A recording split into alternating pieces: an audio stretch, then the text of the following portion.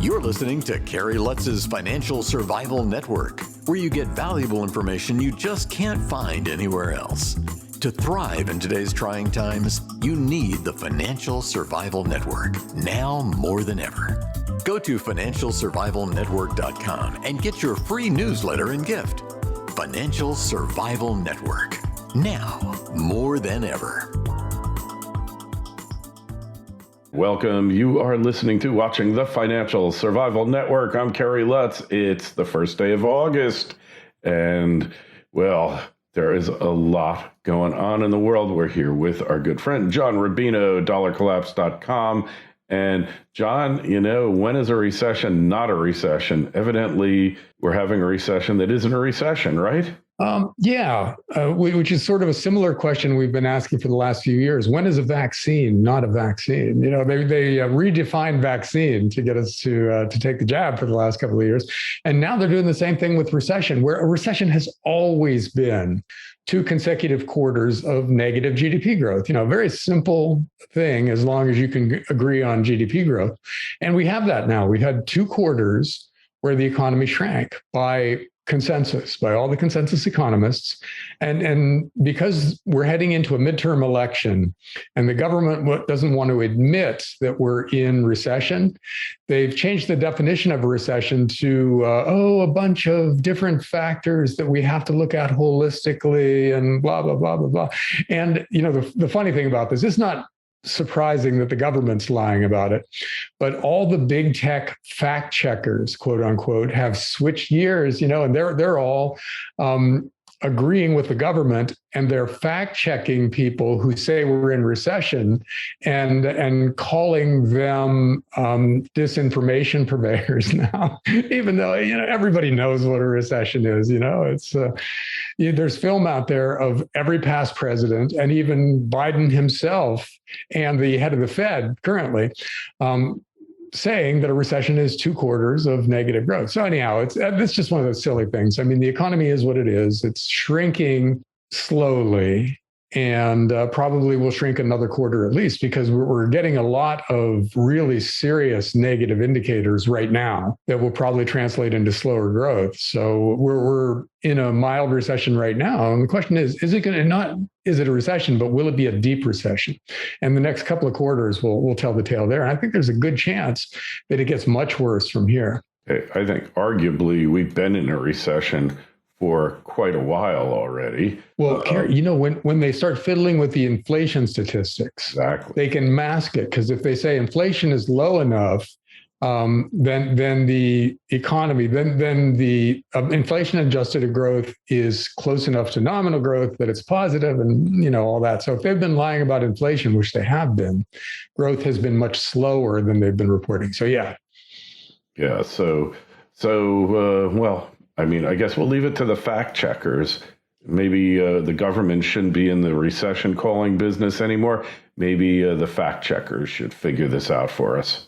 Or we, just go with what has worked in the past, or we stop thinking in terms of whether something is a recession or not. You know, are we growing or shrinking? That might be all we need to know. Well, there's always been a problem, and you're a bit of a wonk on this too, that GDP doesn't make any factors, doesn't make any adjustments for debt. So meaning that if you print up enough money, basically GDP appears to go up like it did the prior 2 quarters to these 2, to the latest 2. It appeared that GDP was going up, but we were printing up record amounts of currency units during that time. So there's a real problem with how we've traditionally defined it as well, because that GDP calculation has been so distorted over the decades. Well, Real Investment Advice, which is a website of money managers, produces a great chart of GDP minus government debt. In other words, what is the real economy doing? leaving aside what the government is borrowing in order to try to pump up growth. And that is steadily contracting. We've been in a depression by that statistic for a long time. And I think it's arguable that that is a much more realistic assessment of where we are financially, because that debt isn't, like you said, that's not real growth if you had to borrow a bunch of money to get it. And the more money you have to borrow to get $1 of growth, the worse off the economy is. And that stat has been trending in a negative direction for decades, ever since, really almost ever since the 1970s when we first went off the gold standard. So, historians are going to be able to print these awesome chart books of how we went off the rail in retrospect. And there are a million different stats that show us doing that, but nobody pays attention to them because they feel like we're still a growing economy. But a lot of these charts show that we haven't been for decades. Yeah. Well, the real question is, are we getting wealthier as a nation or poorer? And when you got most people can't even come up with $600 for an emergency, and a third of people making $250 a year basically are living paycheck to paycheck, one has to question the underlying assumptions as to. But Kerry, tech stocks are up, and clearly the economy is doing great. But yeah, the whole retirement. The baby boomer retirement thing is going to be front page news pretty soon, because something like some amazing stat for baby boomers shows that we didn't, as a generation, save nearly enough, and some huge number of baby boomers are not going to be able to live on their savings and Social Security because their savings are so minuscule. And we're retiring now, so we're going to find that out. Like, that's a real world verification of the assertion that we didn't save enough money. And that is here and now. The mid-range baby boomers, which is kind of you and me, are all at retirement age right now. So half the boomers are already retired. The other half will retire in the next decade. And a lot of them are going to be, they're going to be eating the proverbial dog food and stuff and living with their kids. It's going to be brutal. So you suggesting that dog food manufacturers or producers are a sound investment for the future? Their stock's going to do nothing but go up.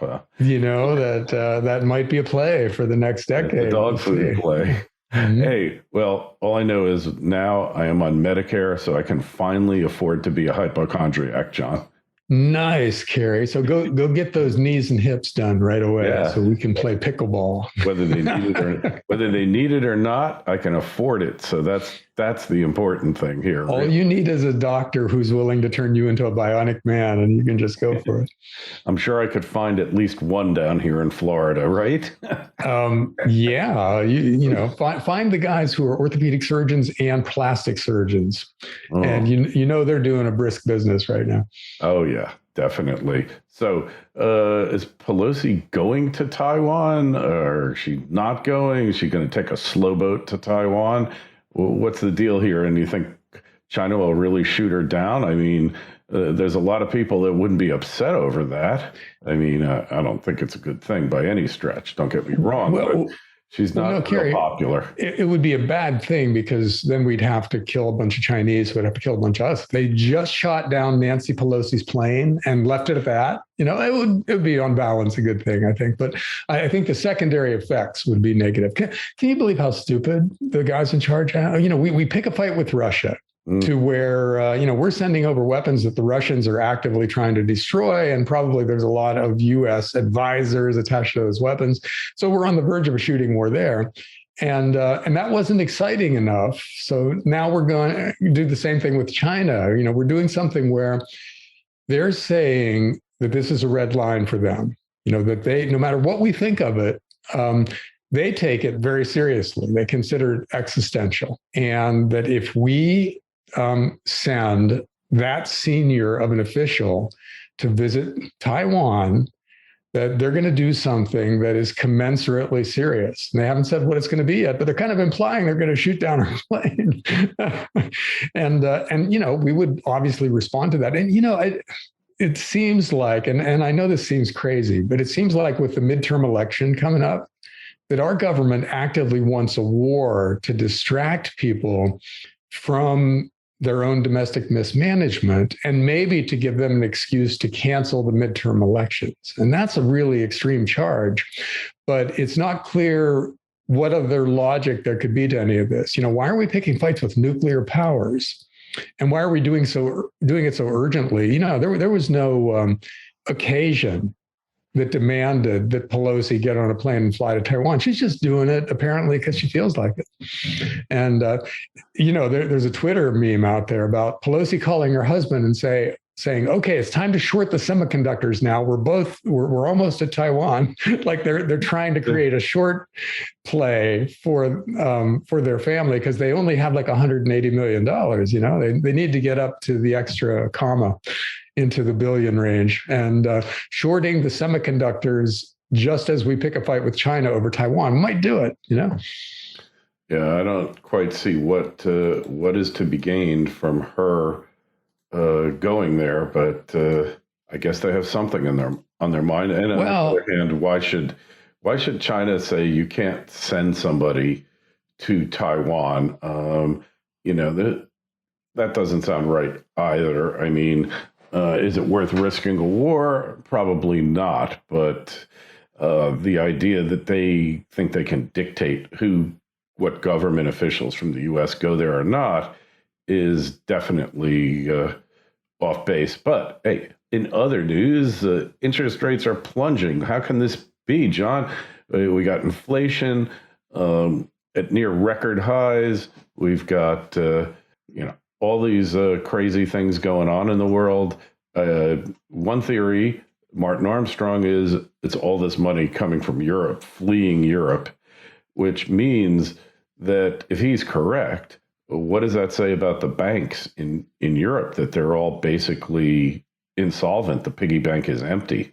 Don't just survive, thrive. The Financial Survival Network. Goldterra Resource Corp is a gold exploration company that has assembled a highly prospective district-scale land position on the doorstep of the city of Yellowknife in Canada's Northwest Territories. Goldterra is currently focused on expanding and delineating gold resources at the company's Yellowknife City Gold Project, with a goal of discovering over 5 million ounces. With ready access to infrastructure and multiple high-grade gold discoveries, Goldterra is on track to re-establishing Yellowknife as one of the premier gold mining districts in Canada. Goldterra trades as YGT in Toronto and YGTFF on the OTC. For more information, go to goldterracorp.com. That's goldterracorp.com.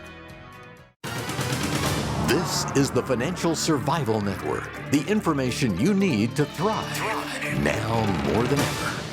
Well, interest rates are not spiking in Europe while they're falling here, which, you would think that would be the case if it was money being pulled out of the European bond market and sent to the US bond market. Because right now, Japanese and European yields are down almost as much as US Treasury yields are down. So I think the simpler explanation is that the bond market is calling a recession. They see us tipping over into negative growth, and they don't see an end to it. So everybody's piling into what they see as the most risk-free asset, which is Treasury bonds. And but I guess that rates could be falling in Europe and Japan at the same time that capital is flowing out of those economies and into the US. So, both scenarios could be happening. But either way, it's a negative vote for future economic growth when bond yields start to fall like that. We're no longer saying, oh, inflation is raging and it's going to be triple. That isn't what the bond market is saying anymore. And I think there's a lot of other indicators out there that point in the same direction. If you look at commodity prices, pull up basically any industrial commodity, and it spiked 6 months ago and has been kind of trending downward ever since. And in some cases, the 12-month change in price for these industrial commodities is barely positive. It's 5%. It used to be 80%. Now it's down to 5%. Those are deflationary indicators. In other words, slow growth, recessionary indicators.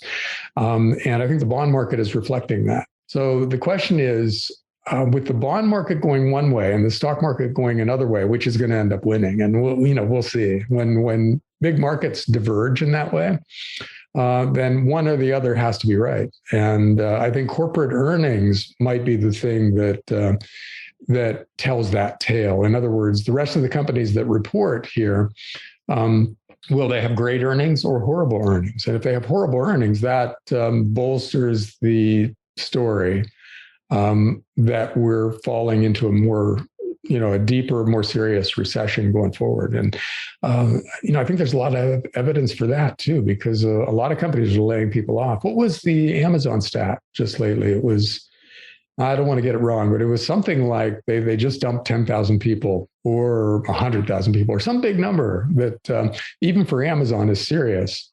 And it's like that for a lot of other companies too, where they're doing mass layoffs because business isn't what they expected it to be. So we'll see, but there's a lot of cross currents out there. And, they're all pointing in bad directions, but they're sometimes pointing in different directions.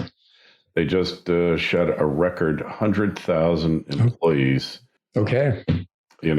Slowing down hiring, cutting staffing at warehouses. Maybe they ordered a bunch of Tesla robots and they don't need these people anymore. You got to wonder, hey, did you catch the article that Switzerland supposedly moved their gold reserves to a more secure, isolated area of the country? Did you happen to catch that?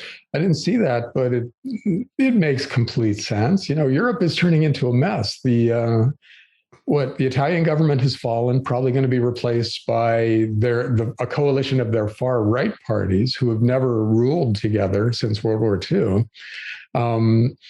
The Netherlands are in absolute chaos because they tried to shut down a third of their farmers, and the farmers are dumping tires on the road and setting them on fire and dumping manure on the steps of public buildings, and the police are responding by shooting at them in some cases. France has something similar going on. Italy has riots besides their government falling. So it makes sense for Switzerland, who's right in the middle of that, to want to take steps to be as safe as possible, and moving their gold from a big obvious vault to a less obvious, harder to find vault would kind of make sense. I mean, European geography, to an American, it's kind of counterintuitive because everything's really close together.